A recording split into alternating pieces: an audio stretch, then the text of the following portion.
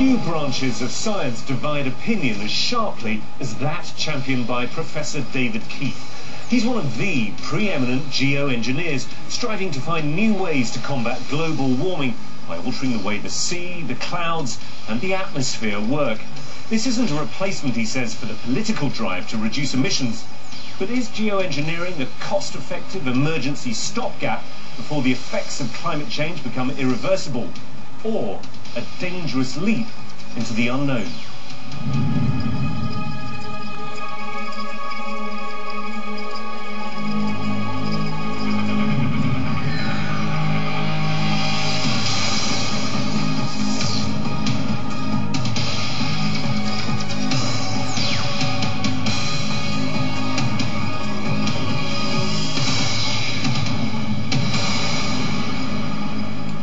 Professor David Kieth, welcome to Hard Talk. Thank you. Great to be here. Thank you very much for being here. Let's start at the start. What is geoengineering? It's really two very different things, which have come under the same name, but have very little relationship to each other. One is ways that we would alter the amount of sunlight the Earth absorbs, and so cool the planet, partly offsetting the effects of carbon in the atmosphere, and that's called solar radiation management, or in some technocratic way, SRM. And the other one is to take carbon out of the atmosphere, so-called carbon dioxide removal.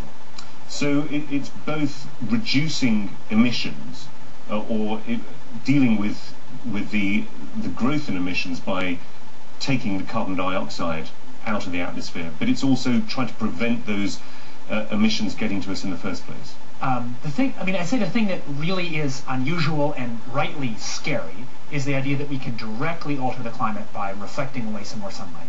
And that's scary because we have extraordinary leverage as humans. Our science technology, for better or for worse, has granted us that. So with very tiny amounts of money or effort, we could alter the world's climate by putting these reflective particles, say, in the stratosphere.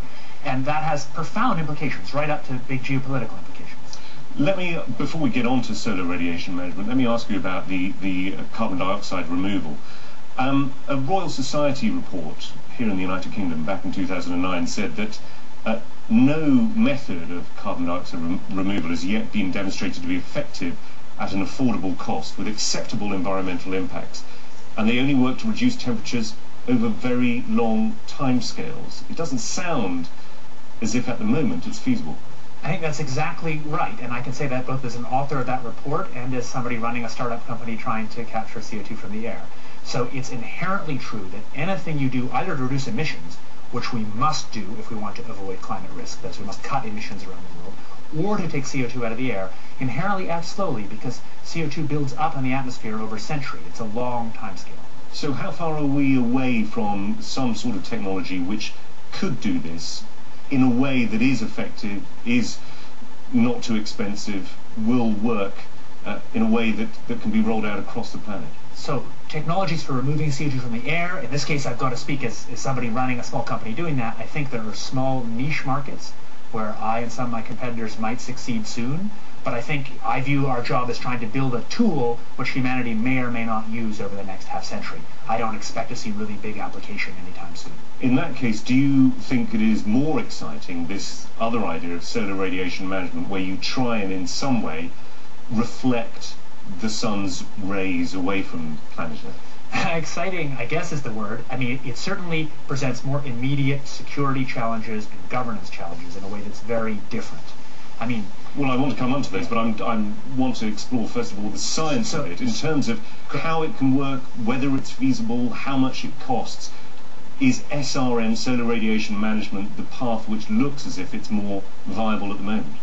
No, I think it's impossible to say which is better. The fact is they're both different tools that we need to try and manage the overall climate risk, just as is cutting emissions. And there's no way to say that one is better. They do different things in the climate system in different ways. Explain to me, first of all, though, before we get into the pros and cons of it, how solar radiation management might work. So conceptually, it's simple.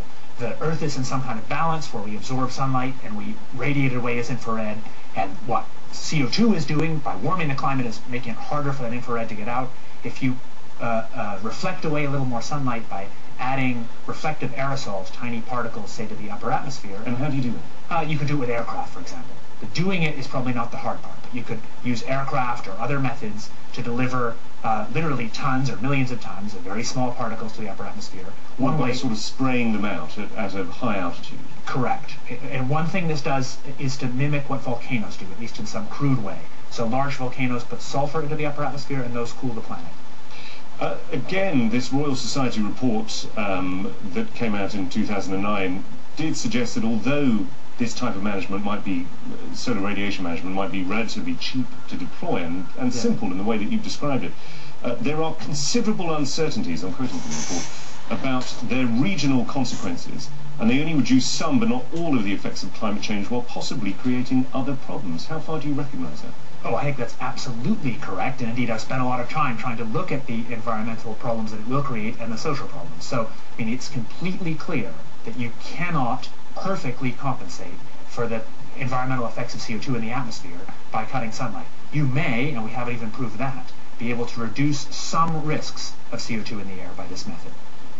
Isn't there a problem, though, that you could end up with different effects in different parts of the world? I mean, you could, for example, find that although you're reducing the amount of sunlight and the amount, therefore, that the Earth is warming up, rainfall is affected in different ways in different parts of the world. Absolutely, and again, we've spent a lot of time looking at exactly that and publishing papers on that topic. Well, and what conclusions have you drawn? So the conclusion is that it's not exactly equal, just like climate change. So climate change itself, driven by CO2, is not equal. It affects different people, different industries, different parts of the biosphere in different ways, and so too, solar radiation management will not be equal.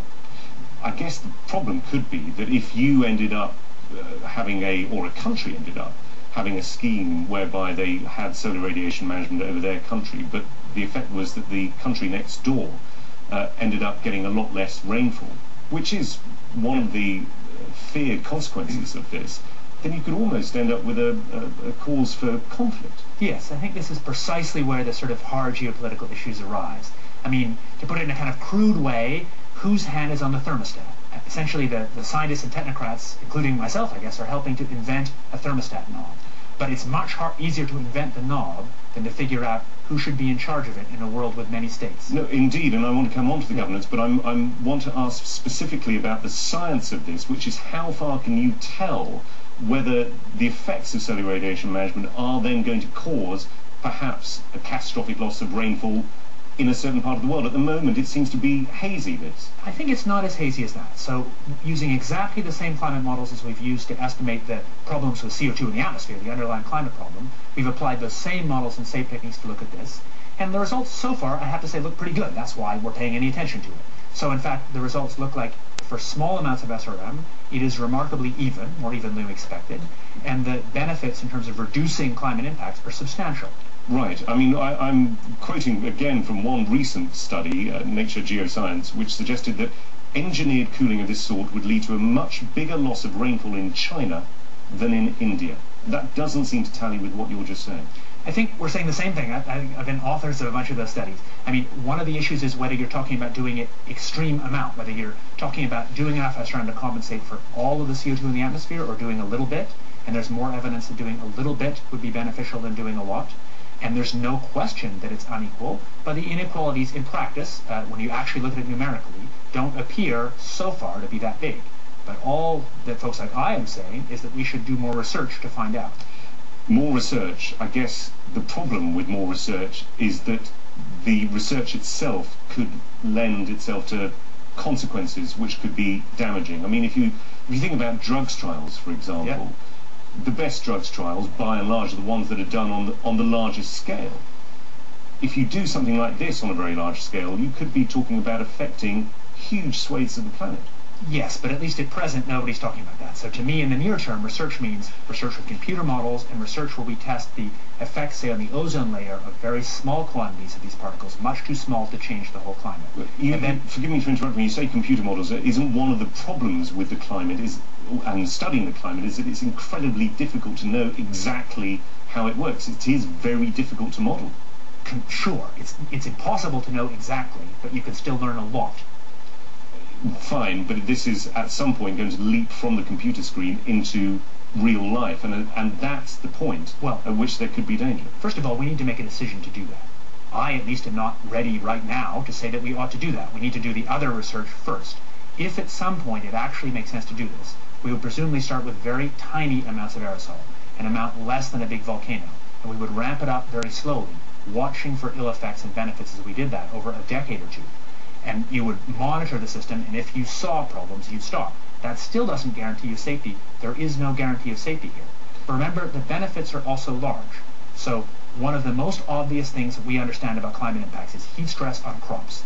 A bunch of the poor farmers in the world, the most likely impact they'll see from climate is that the peak temperatures reduce the productivity of crops a lot. And first order models that we've actually run with crop models suggest that SRM could significantly reduce that impact. And that's a big deal for a lot of poor people on this planet. Given that you're talking about beginning at a relatively small scale, I'm wondering what your reaction is to the postponement of a study here in the United Kingdom. It was the SPICE project, the Stratospheric Particle Injection for Climate Engineering project, which was planning to send a balloon and a hose pipe a kilometre up into the sky as a possible precursor to this type of solar radiation management that you're talking about. That was postponed at short notice for a further 6 months of public consultation because there was a bit of an outcry about it. How did you think that was handled? I think it's interesting because it's the first real opening up of the public debate. I personally never understood the point of that experiment. So that experiment's sole goal is to find a technocratic way to make it a little cheaper to get materials in the stratosphere. And the one problem we don't have is that this is too expensive. All the problems with SRM are about who controls it and what the environmental risks are, not how much it costs. It's already cheap. So from my point of view, I thought that was a very misguided way to start experimentation. But my point is not so much the sort of the work of the science, but more about the public outcry about it. I mean, if it was that benign, it must be a cause of concern for you that there was this outcry and a decision to postpone it for 6 months. My job is to help state the science clearly and help people think about the governance. It's not to promote this. So actually, well, it is in part to promote this. I mean, you're a great enthusiast for this, and as you said, you have your own private company, which is... and my private company works on a very different part of it, which doesn't suffer from these governance challenges. But it is all to do with the issue of geoengineering. I mean, you know, it's an incredibly sensitive topic. I absolutely do, but I actually don't think my job is to promote it. My job is to help clear thinking and clear knowledge about the tools we have to regulate climate risk, among them this one. And I'm perfectly prepared to find that results show that we should never do this. Well, do you think in that case that the current climate, in terms of the political climate, is overheated? Or do you think it's actually fair enough that people might be very concerned about these sorts of experiments? I think it's healthy that people are concerned. People should be concerned about cheap technologies that can manipulate the entire planet's climate. But don't be so sure which way the public outcry went. So we actually ran a survey almost a year ago now that took data, high-quality data, from 1,000 people in the UK, Canada, and the US to try and understand public support for research on these technologies and what kind of political leanings influence people's decision to be for or against. And in fact, we found pretty broad support for research. So it's not clear that that is changed. What's clear is that some groups have been vocal trying to oppose, and I think it's absolutely reasonable that they should. These are hard topics. But that particular opinion survey that you're talking about, it also came up with the finding that 64% of subjects agree that humans should not be manipulating nature in the way suggested by solar radiation management. Exactly. Well, that would suggest that there isn't particularly broad support at the moment for the theory behind this. There's not broad support for doing it, and I think that's quite a healthy thing. I mean, I'm one of the people who, maybe starting 20 years ago, most helped to open the door to get public conversation going on this thing. My current fear is that the door will be kicked open and people will rush forward to do it too quickly. So from my point of view, given how cheap it is and the extent to which it looks like a quick fix, I am not eager to have the public run away in support. Indeed, I think that would be a disaster. Because if there was strong public support, people would do it, and they do it without adequate tests, without adequate control, and it would be a disaster. So I'm not in favor of immediate action here. How do you think, in that case, the public can be convinced, given that there is, as we saw with this project in Britain, tremendous scepticism, even about research at what you say is a very, very benign level taking place to begin with? If this is a global emergency, as we're always hearing from climate scientists, global warming, and the lack of agreement on cutting emissions, surely it is important to move ahead quickly. I don't think it's an emergency in an hour-by-hour sense. The more carbon we put in the air, the bigger the risk is. And we must begin to restrain emissions. That has to be job one. And I think we need to develop the technologies and the governance systems to understand whether we might use these in the future. Public opinion will evolve over a long time, and from my point of view, the goal is to try and make that public opinion be able to be shaped by facts as well as possible, and also shaped by people's values about nature, values about poor versus rich, etc. And I have no preconceived notion about what the right answer is, except that we look seriously at these options because there appears to be kind of prima facie evidence that they actually would provide remarkable level of protection, both for nature, which we don't otherwise protect very well here, and for some of the poor people in the world who will be most affected by climate change. All that would be fine if it were just a question of looking at whether this science could be effective. Yeah. But of course, we also exist in a political world, and this is something that you say needs to work alongside a cut in emissions. The problem, the inherent problem with this technology, surely, even if it were to work, is that it would remove the political will for there to be agreement on a cut in emissions. So the inherent problem with seatbelts is it removes some of the incentive to drive slower. Seatbelts also save a lot of lives. Is that really an argument against seatbelts? So first of all, if this technology works, and it may not, that's why you need to do research. If it works, it will limit climate risk in the near term. It doesn't substitute for cutting emissions in the long term. Are you really saying that we should wish not to have a technology which limits risk? There's a very odd moral quandary. We have rich people. But forgive me for interrupting. Yeah. Your analogy with seatbelts sort of falls down on the grounds that there are laws to stop people from driving too fast. I mean, yes, of course, cars are safer with airbags and crash barriers and sidebar barriers and so forth. But there are laws to police that. The point about the cut in emissions is that there aren't laws. There is no agreement at the moment. There is repeated failure as far as multinational institutions are concerned in terms of agreeing that cut in emissions. You're removing the impetus, maybe not deliberately, but it is a side effect. So, first of all, there are some laws. UK has actually made remarkable progress at beginning to have laws that put a price on using the atmosphere as a waste dump for carbon dioxide. I spent more of my time in my life lobbying for laws on carbon dioxide than for geoengineering. So, to be clear. But I think this moral trade-off is a very puzzling one. So, if it works, and again, we don't know it does, it provides some protection in the near term. And I think it is a very odd moral stance to say we should wish that such protection isn't available, especially we in the rich world, when the consequences will fall mostly on the poor. I can understand the moral case for it, but I'm talking about realpolitik here. I mean, when is a negotiation, in terms of very complicated negotiations between dozens, more than 100 countries, in terms of trying to get a global agreement, whenever is a negotiation going to be completed without that deadline hanging over them, people saying it is now or never, there is no plan B? The problem is you are, in effect, offering a plan B. Yeah, and do you think it would be moral for us to pretend it wasn't there? Our job as scientists is to say all that we know clearly and to be honest about the trade-offs. And the trade-offs are hard. We can't pretend to the public they're not hard. But pretending away that we don't have those trade-offs is worse than not. But you must, in that case, shudder slightly when you hear somebody like Newt Gingrich, a former Speaker for the House of Representatives, saying we would have an option to address global warming by rewarding scientific innovation, bring on American ingenuity, talking about geoengineering, stop the green pig. Of course I shudder. I believe I'm the one who introduced the term moral hazard into this debate. I'm terrified about this outcome. But that is not, in my view, a reason to be silent about the fact that there are methods that might actually reduce risk on a reasonable timescale. And the fact is that the reasons why people ultimately do or do not commit to serious action on cutting emissions are not simple. And there is no simple rule that says that just because this is true, people won't cut emissions. The opposite is also possible. People's reaction may be, if the scientific techno-weenies are so concerned about climate change and concerning messing with the whole planet, then we should take it seriously and actually cut emissions. You're chasing money, funding in part from Richard Branson, a $25 million pot of money that he's come up with.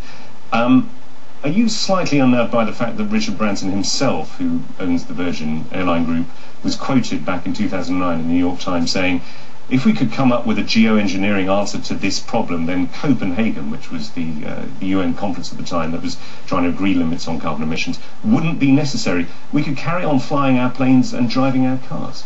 Of course. I think that's a completely naive statement. It obviously isn't real because anything we do to pull CO2 out of the air is going to cost a lot of money. And yet I mean, let's be clear here, you and your company are after Branson's money. The cheapest thing to do is to use the atmosphere as a waste dump. And if we want to stop doing that, we must have laws that restrict the ability to use the atmosphere as a waste dump.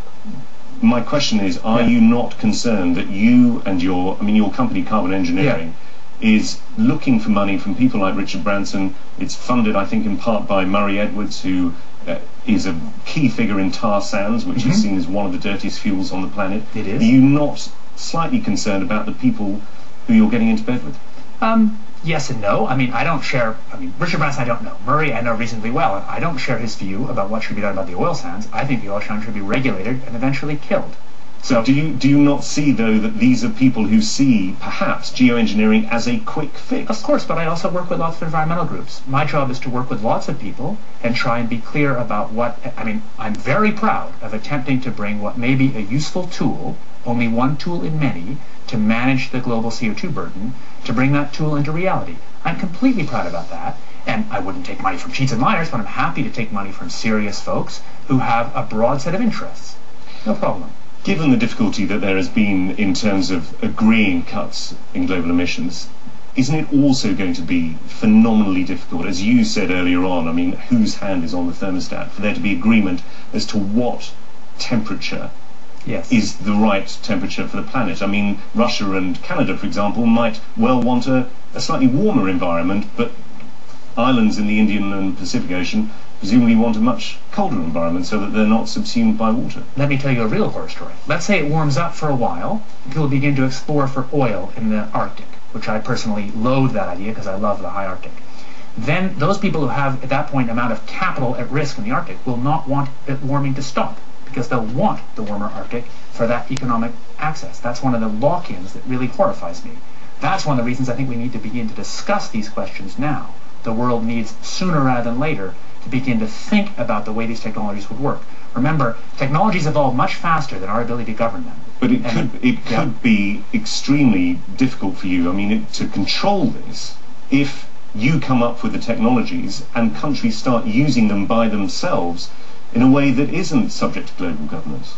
Absolutely. So first of all, I should say, for work on SRM, on these very high leverage technologies that have security concerns, I believe there should be no private action, there should be no for-profit action. I believe it would make sense for SRM to actually restrict or eliminate the possibility of patenting.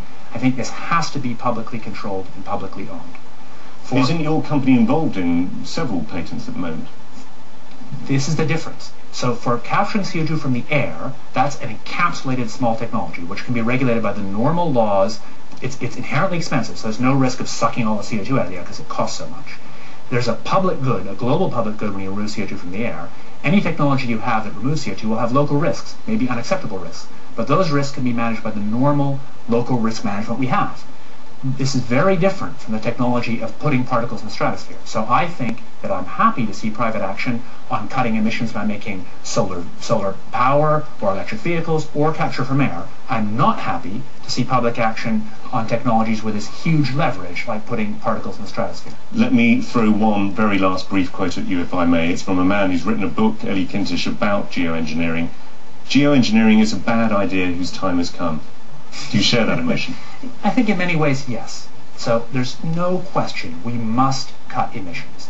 And there's no question that some people, as you had the Richard Branson quote, imagine that we can just make all the technological fixes happen so it's free and we don't have to do anything. I think that's naive. We must cut emissions, but we still might want technologies to manage the risk separately from cutting emissions. Professor David Kieth, thanks very much for coming on Hard. Thanks a lot.